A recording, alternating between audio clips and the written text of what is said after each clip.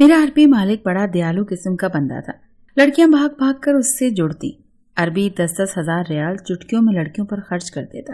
میں عربی کی دولت کا راز جاننے کے لیے دن رات اس کے کام کرتا. ایک رات عربی کے گھر پر جشن تھا. مجھ کو عربی نے بلایا. میرے ہوش اڑ گئے. اس رات عربی کی بیوی. میں ایک عربی سیٹ کا ملازم تھا. میرا سیٹ بہت ہی نرم دل اور دیالو قسم کا انسان تھا.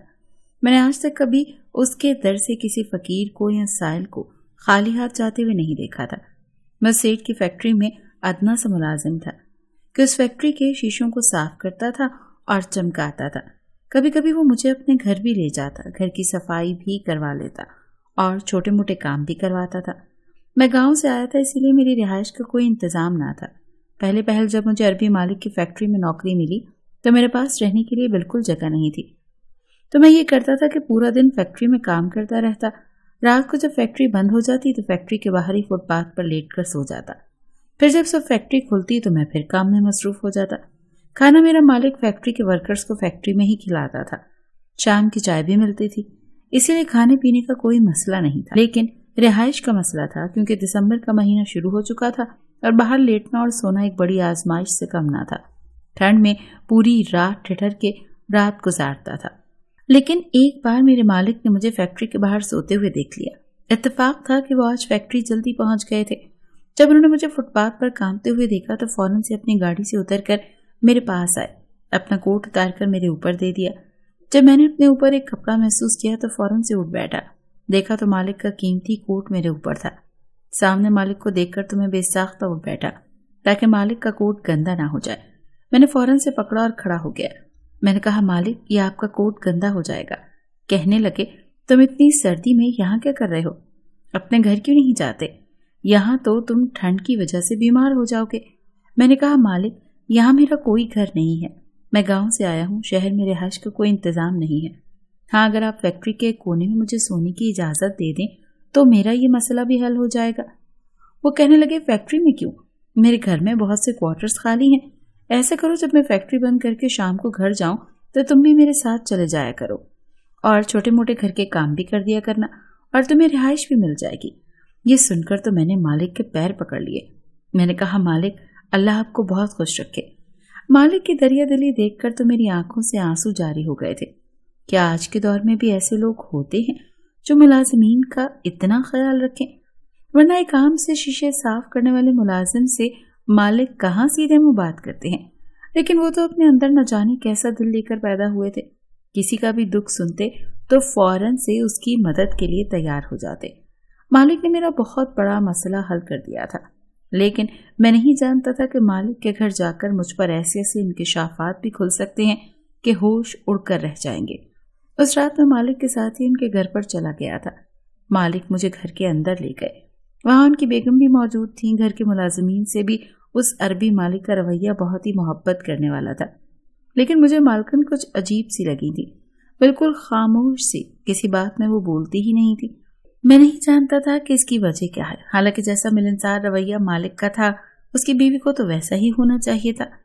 لیکن میں نے نوٹ کیا کہ جیسے ہی وہ مالک کی شکل دیکھتی تھی ان کے چہرے پر ناگواری سی پھیل جاتی تھی. حالانکہ میرے مالک دیکھنے میں بھی خوبصورت تھے اور جو شخص خود بھی خوبصورت ہو اور اس کا رویہ بے حد اچھا ہو تو بیوی کو اور کیا چاہیے. جو شخص ملازمین سے اتنا رحم دل ہو وہ بیوی سے کس قدر محبت کرنے والا ہو سکتا ہے. میں نے یہ بھی دیکھا تھا کہ وہ گھر میں داخل ہوتے ہی باآواز سے بلند سلام کرتے تھے اور اپنی بیوی سے بھی آپ جناب کر کے بات کر رہے تھے کہ ان کی بیوی کسی بھی بات کا سیدھے منہ جواب نہیں دے رہی تھی. یہ دیکھ کر مجھے بڑا برا سا لگا تھا. لیکن جیسے جیسے میرا وقت وہاں گزرتا رہا مجھ پر بہت سی باتیں کھلنے لگی تھی. جیسے ہی آدھی رات ہوتی مجھے کوارٹر میں گانوں کی آواز سنائی دیتی. یوں لگتا جیسے بنگلے کے اندرونی حصے میں گانے لگے ہوئے ہیں. زمین پر دھم دھم کی ایسی آوازیں آتی جیسے کوئی ناچ رہا ہو. مجھے حیرت ہوتی کہ رات کے اس پہر کون ہے جو بنگلے کے اندر ناچ گانا سن رہا ہے یا دیکھ رہا ہے. مالک کا تو کوئی بیٹا بھی نہیں تھا یا کوئی بیٹی جس کی شادی کا فنکشن ہو یا کچھ ایسی بات ہو کہ گھر میں رونق ہو اور ناچ گانا چل سکے. پھر مجھے لگا شاید کہ واقعی گھر میں کسی خوشی کی خبر ہے جبھی اس وقت ڈھول اور ناچ گانا ہو رہا ہے. کم از کم 3-4 گھنٹے ایسا ہی شور جاری رہا. لیکن جب میں صبح اٹھا تو سب کچھ معمول کے مطابق تھا. یہ دیکھ کر مجھے بڑی حیرت ہوئی کیونکہ مالک نے بھی ایسا کوئی ذکر نہیں کیا کہ گھر میں کوئی ایسی خوشی ہے جس کی وجہ سے رات کو ڈھول اور ناچ گانا ہوتا رہا۔ خیر، میں نے اس بات پر اتنی توجہ نہیں دی، لیکن میرے ہوش تو اس وقت اڑے جب روز ہی یہ سلسلہ شروع ہو گیا۔ 4-5 دن سے یہی ہو رہا تھا کہ آدھی رات کو ڈھول اور ناچنے گانے کی آوازیں آتی تھی۔ ایک بار میں اٹھ کر بیٹھ گیا، سوچا کہ باہر جا کر دیکھتا ہوں کہ آخر یہ شور شرابہ ہو کہاں سے رہا ہے۔ ہو سکتا ہے کہ مالک کے بنگلے کے بجائے برابر والے بنگلے میں کسی کی شادی ہو اور وہیں یہ ڈھول اور ناچ گانا ہو رہا ہو۔ لیکن جیسے ہی میں نے اپنے کوارٹر کا دروازہ کھولا تو دروازہ باہر سے بند تھا۔ یہ دیکھ کر مجھے بڑی حیرت ہوئی کہ آخر باہر سے کوارٹر کو بند کرنے کا کیا مقصد ہو سکتا ہے۔ کوارٹر میں کوئی بھی کھڑکی اور روشن دان نہیں تھا جس سے کہ باہر جھانکا جا سکتا۔ میں نے کئی بار دروازہ کھولنے کی کوشش کی لیکن دروازہ باہر سے بند تھا۔ میرے لیے یہ بات حیران کن تھی، بھلا کون تھا جو رات کو میرے کوارٹر کا دروازہ بند کر دیتا تھا اور کیوں؟ بہرحال کافی دیر میں اسی بارے میں سوچتا رہا اور پھر دوبارہ اپنی چارپائی پر لیٹ کر سو گیا۔ صبح اٹھ کر جب میں نے یہی بات چوکیدار اور دوسرے ملازمین سے پوچھی تو وہ ہنسنے لگے، کہنے لگے عربی مالک رات کو تمام ملازمین کے کوارٹر باہر سے بند کر دیتا ہے اور صبح سویرے ہی کھولتا ہے۔ میں نے کہا یہ کیوں؟ وہ کہنے لگے پتہ نہیں، یہ ہمیں بتانے کی اجازت نہیں، اور کوئی سوال کرنا ہے تو مالک سے کرو۔ خیر، یہ سوال میں مالک سے بننے کی ہمت تو نہیں کر سکتا تھا، اسی لیے خاموش ہو گیا۔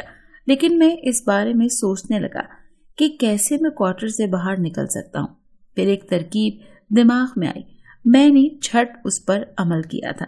ایک بار میں نے سوچا کہ میں بہانے سے لاؤنج میں سو جاتا ہوں اور پتا تو کروں کہ آخر ناچ گانا ہو کس خوشی میں رہا ہے۔ رات کو میں نے یہی کیا تھا۔ میں نے مالک سے کہا کہ مالک میری طبیعت کچھ ٹھیک نہیں ہے اور کوارٹر میں بہت زیادہ حبس ہوتا ہے کیونکہ کوارٹر میں کوئی بھی کھڑکی نہیں ہے۔ میں نے کہا اگر آپ مناسب سمجھیں تو میں باورچی خانے کے کونے میں سو جاتا ہوں، یہ لاؤنج کے کونے میں پڑا رہوں گا، کسی کو میری وجہ سے کوئی پریشانی نہیں ہوگی، یہاں ذرا کھلی ہوا آتی رہے گی تو مجھے سکون رہے گا۔ میری بات سن کر مالک پہلے تو مجھے کچھ دیر غور سے دیکھتے رہے، پھر کچھ سوچ میں پڑ گئے اور پھر کہنے لگے اصل میں بنگلے کے اندرونی حصے میں کسی بھی ملازم کو سلاتا نہیں ہوں۔ ہاں تم چاہو تو کوارٹر کے بجائے باہر باغیچے میں سو سکتے ہو، وہاں تمہیں اچھی خاصی ہوا ملے گی اور تم سکون سے بھی رہو گے۔ میں نے کہا جی ٹھیک ہے۔ بہرحال میں یہی چاہتا تھا کہ میں کوارٹر سے باہر رہوں، اسی لیے رات کو اپنا تکیہ اور لحاف لے کر میں باغیچے کے بینچ پر لیٹ گیا۔ میں نے دیکھا کہ رات کو 2 بجے کے قریب مالک نے چوکیدار سے کہا کہ وہ جائے کوارٹر میں جا کر سو جائے۔ چوکیدار فوراً سے اٹھ کر کوارٹر میں چلا گیا۔ اب مین گیٹ پر کوئی بھی موجود نہیں تھا۔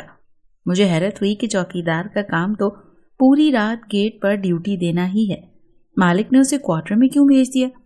پھر میں نے دیکھا کہ مالک بھی اس کے جانے لگے جہاں کوارٹر تھے اور پھر مجھے وہاں کوارٹرز کی کنڈیاں لگنے کی آواز آنی شروع ہو گئی۔ مالک تمام کوارٹرز کے دروازے بند کر کے باغیچے میں میرے پاس آ گئے۔ میں یوں لیٹا تھا جیسے بڑی گہری نیند میں سو چکا ہوں۔ مالک میرے پاس آئے اور لحاف میرے منہ سے اتارا۔ میں ویسے ہی آنکھیں بند کیے لیٹا رہا۔ شاید وہ دیکھنے آئے تھے کہ کہیں میں جاسوسی تو نہیں کر رہا۔ ویسے کر تو میں جاسوسی ہی رہا تھا، لیکن میں اس کام میں پکا تھا، اسی لیے مالک کو مجھ پر شک نہیں ہوا۔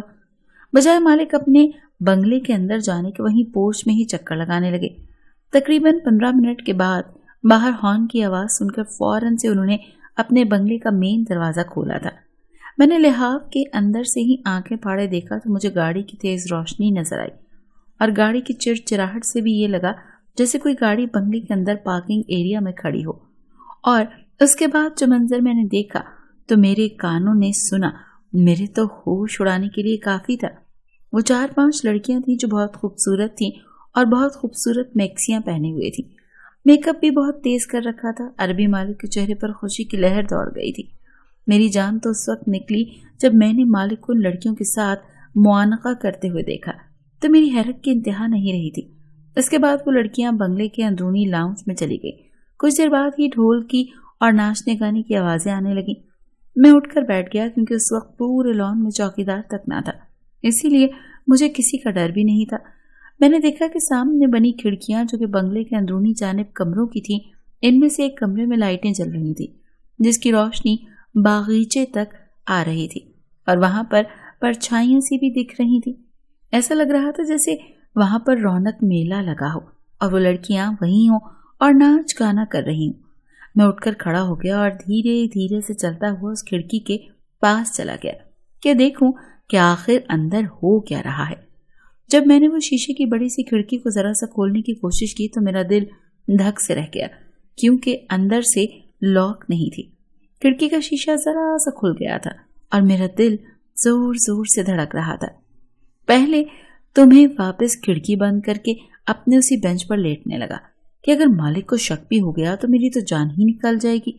ये ना हो कि मुझे नौकरी से निकाल दें कि मैं उनकी जासूसियां क्यों कर रहा हूँ। लेकिन फिर दिल में ख्याल आया कि नहीं होता शक, देख लेने में क्या हर्ज है। मैं दोबारा से खिड़की के पास आ गया। खिड़की अभी भी थोड़ी सी खुली हुई थी। मैंने हल्का सा पर्दा हटाया तो देखा कि सामने वो लड़कियां रक्स कर रही हैं और मालिक उस कमरे में अकेले बैठे वो रक्स देख रहे हैं। 10-10 रियाल के नोट उन लड़कियों पर फेंक रहे हैं और वो लड़कियां खुश होते हुए मालिक के आगे पीछे मक्खियों की तरह भिन भिना रही हैं। मैं फौरन से पीछे हट गया और खिड़की को भी वैसे ही धीरे से बंद कर दिया जैसे खोला था और वापस बेंच पर आकर लेट गया। काफी घंटे वो शोर शराबा होता रहा, लेकिन मैं अपनी जगह से टस से मस्त नहीं हुआ। और फिर वो लड़कियां हंसती मुस्कुराती हुई बाहर आई थी। मैंने थोड़ी सी आंखें खोलकर देखा तो मेरी आंखें हैरत से फटी की फटी रह गईं कि उनके हाथों में बेशुमार नोट थे। एक ही रात में वो हजारों रुपया मालिक से लूट कर ले जा चुकी थी। मुझे अंदाजा नहीं था कि मालिक का ये रूप भी था। मैं तो उन्हें बहुत ही नेक और हमदर्द किस्म का शख्स समझता था, लेकिन जो रूप मैंने आज अपने मालिक का देखा था मेरा दिल बहुत ही बुरा हुआ। सिर्फ जब मैं फैक्ट्री जाने के लिए बाहर निकला तो मालिक कहने लगे, तुम्हारी तबीयत ठीक नहीं है, ऐसा करो 1-2 दिन घर पर ही रुक जाओ, मत जाओ। वही हमदर्दी वाला मीठा लहजा था। मैं उनके घर पर ही रुक गया। मैंने सोचा कि मालकन से पूछ ही लेता हूँ, अगर कोई घर का छोटा मोटा काम है तो मैं वो कर लेता हूँ, फारग बैठ कर क्या करूंगा। जब मैं लाउंज में गया तो मालकन वहां मौजूद नहीं थी। मुलाजमा कहने लगी कि वो अपने कमरे में है। मैं जैसे ही कमरे में दस्तक देने लगा तो मुझे अंदर से सिसकियों की आवाजें आ रही थी। मालकन शायद किसी से बात कर रही थी। जो बातें वो कर रही थी मैं सुनकर दंग रह गया। मैं इसलिए वहीं से पलटकर वापस बाहर चला गया और अपने क्वार्टर में जाकर चारपाई पर बैठकर सोचने लगा कि फिर ये सब क्या हो रहा है। अगले रोज ही मालिक ने मुझे बताया कि बंगले में एक बहुत बड़ा फंक्शन करना चाहते हैं और वहां पर वो बहुत सी लड़कियों को नाच गाने के लिए बुलाएंगे, लेकिन इस बार वो लड़कियों के सब सामने उनके नाचेंगी और गाएंगी। तमाम मुलाजमीन ही वो सब देखेंगे। जब मालिक ने खुद ही बात की तो फिर मैंने भी मालिक से पूछ लिया कि वो ऐसा क्यों करते हैं, यूं लड़कियों को क्यों बुलाते हैं, हालांकि उनकी तो बहुत अच्छी आदत हैं। वो कहने लगे कि ये लड़कियां मजबूरन बदकारी का काम करती हैं और इनकी जो मैडम है वो जबरदस्ती इनको बदकारी करवाती हैं।